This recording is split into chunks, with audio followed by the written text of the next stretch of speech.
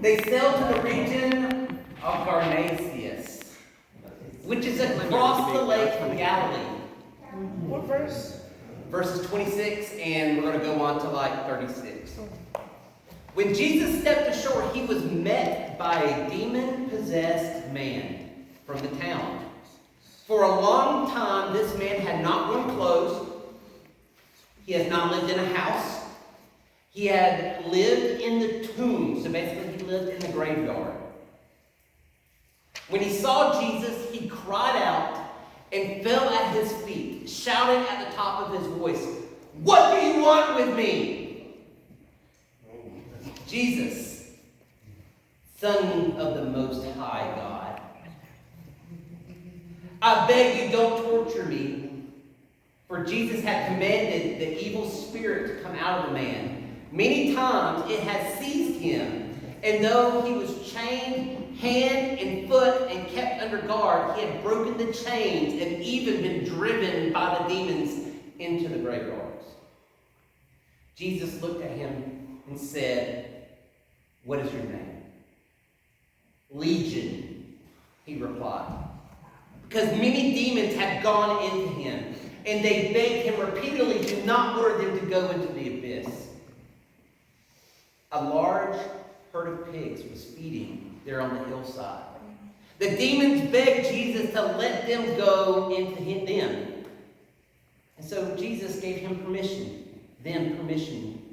for the demons to get cast out of the man into the pigs. When the demons came out of the man and they went to the pigs, the herd of pigs rushed down the steep bank into the lake and drowned. When those tending the pigs saw what had happened, they ran off and reported this to the town and countryside. The people went out to see what happened, and when they came to Jesus, they found a man from whom the demons had gone out sitting at Jesus' feet, dressed and in his right mind. They were afraid. Those who had seen it told the people how the demon-possessed man had been cured. Then all the people of the region of the Garnasians asked Jesus to leave them because they were overcome with fear. So he goes into the boat and leaves. The man from whom the demon had gone out begged to go with him, but Jesus sent him away, saying, "Return home and tell how much God has done for you." So the man went away and told all over town how much Jesus had done for him. And this is the word of our Lord. Thanks be to God.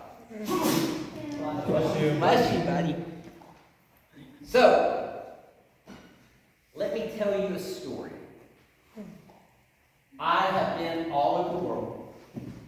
I have done a lot of dangerous things. But nothing scared me as much as what I saw in Haiti. Haiti is a very, very, very poor country. It's actually the #1 poorest country on the Western Hemisphere. The evil that surrounds Haiti is insurmountable. It is crazy, the things that I saw there. Haiti is a place where voodoo is the main religion. Voodoo. Say what? I thought Louisiana was. No, it comes from Haiti. Oh, Because a lot of the Louisiana people come from Haiti. They're I Haitians. didn't know that. So that's where you get Creole from. Oh, okay. So, there was one night I was asked to preach at a Haitian church, and I go in and I start to preach, and I'm halfway done with my sermon. The main pastor from that church grabs me and begs me to come with him. I go over to where he's telling me to go, and then there is a Haitian witch. That's what they call her. She was talking in a language she has never talked in before. She was very, very, very, very, I think she had taken some drugs, but we don't know that. The things I saw that night, I still cannot tell you. Because it shook me to the core. As Jesus stepped out on land, he was immediately greeted by a man that was demon-possessed.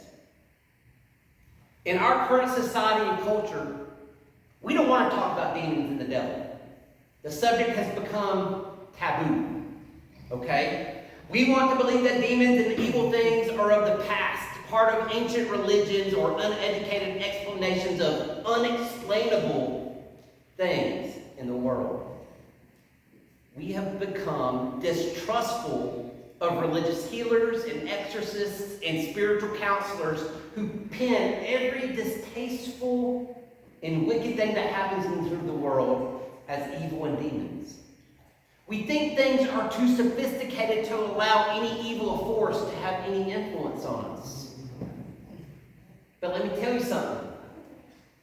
Each and every one of us have something on us every single day that can be considered evil. Bye, buddy. I gotta go back to the pigs too. Okay, it's our cell phones. And it's true that the possession of the man we just heard about in the gospel was probably due to some kind of mental illness. He was probably schizophrenic or severe bipolar. Until the late 18th century, mental illness was still thought to be a form of a possession by demons. Today we know that indeed illnesses are like that are a chemical imbalance in our heads. A lot of people who suffer from anxiety, like me, or depression, like me, some people will choke it up to being demon-possessed. But in Jesus' time, illnesses were blamed on demons and evil and sin and actually living and controlling the person. So to cure a person of possession, the healer had to have power, not only to name the demon, but power to cast him out, to throw him out of the person's life. How many of y'all have seen The Conjuring? Okay? I saw the first one. How many of you have ever seen any Exorcist movie? Okay? It's terrifying. How many of y'all have ever seen like Annabelle? Or, I like those movies. You do? Ed and Lorraine and all them. I love those movies. Here is the thing. It is interesting that Jesus forced the demons out of the man and into pigs. Pigs at the time of Jesus were considered unclean, something to be avoided and used only for their skins. The Bible explicitly prohibits the eating of any meat from a pig. So what better place to put the demons than an animal that itself was considered unclean? The man possessed by demons was not unlike each and every one of us. Let me tell you something. We all have our little demons that torture us. Be alcohol, drugs, anxiety, depression, addictions, greed, materialism, self-doubt. That we all have to fight every single day. Okay? We fight to control these demons, and sometimes we are successful and sometimes we're not. I take anxiety medicine. Sometimes I still get panic attacks. It happens. But this story tells us that we are not alone in this struggle. Jesus is there to help us make it through the day and to get rid of these so-called demons in our life. Jesus wants to give us the power to name, confront, and cast out those demons which control us. And Jesus speaks the words, and each of us needs to hear. And that word is that of healing. Today, at school, at my other school, I had to keep a girl from killing herself today. Oh my God. She has a terrible, terrible, terrible home life. She does drugs. and there's probably some more to the story that I'm not very familiar with, I can't really tell. So as I was talking with this girl,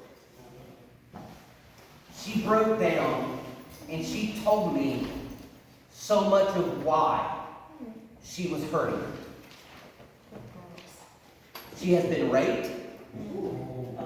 Her mother was highly addicted to drugs. And not just marijuana, I'm talking about meth. She was introduced to alcohol and drugs at a very young age. And her parents put her up to prostitution. I looked at this girl. And you know what I said to her? I said, I love you.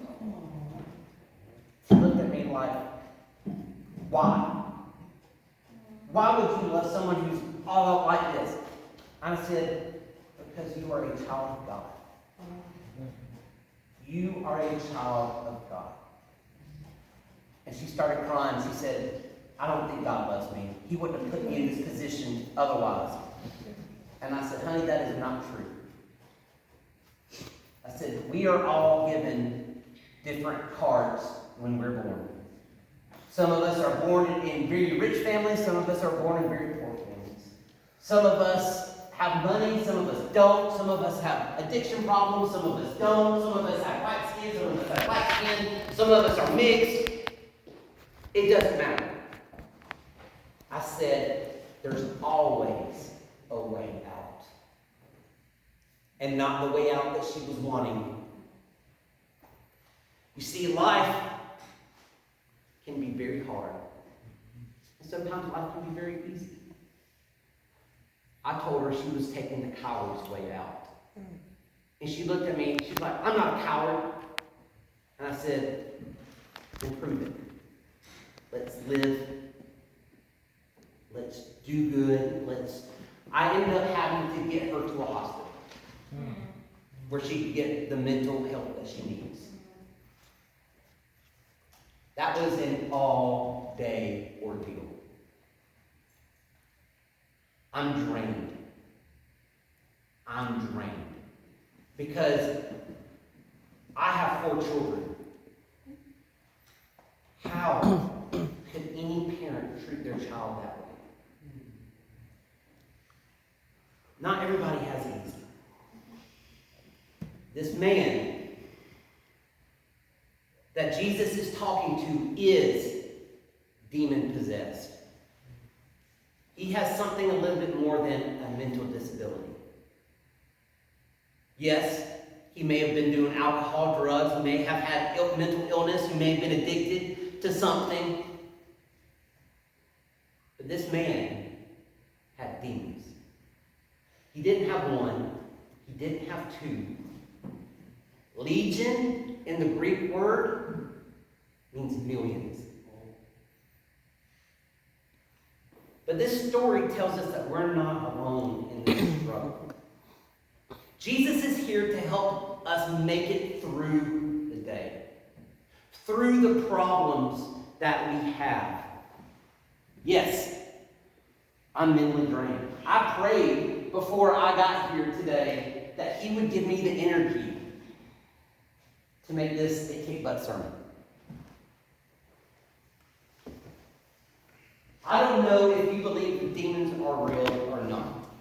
To be honest with you, there's no saving grace behind it, whether if you believe it or not. But if you believe in angels, you have to believe in demons. Because they're the same. Except angels are good, demons are bad. First, in order to get rid of our demons, we must name them. Much like an alcoholic must say, hello, my name is so-and-so, and I'm an alcoholic at an AA meeting. We are all possessed by something that keeps us from being whole. There could be a trauma in our life that makes it hard for us to be around other people. Or makes us scared of certain situations. Or may give us anxiety about something.